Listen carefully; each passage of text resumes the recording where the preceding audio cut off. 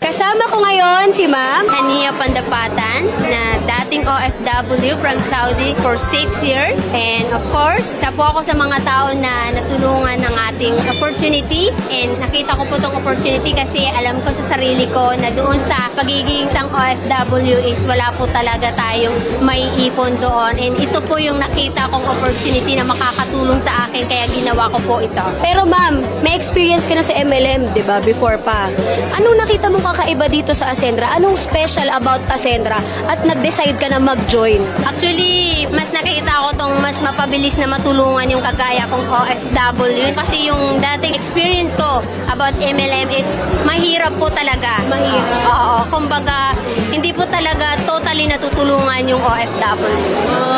Okay. Pero dito, nakikita mo na dito ka lalago at dito ka matutulungan. Yes po. Actually, I recommend sa lahat po ng mga OFW na makakanood nito, gawin niyo na po ito kasi ito po talaga yung patunay na matutulungan ka po na hindi na po kayo mababahala kasi tutulungan po kayong umasenso dito. Dito maaabot na yung pangarap niyo. Basta tulungan po tayo. Let's go, Ascenders!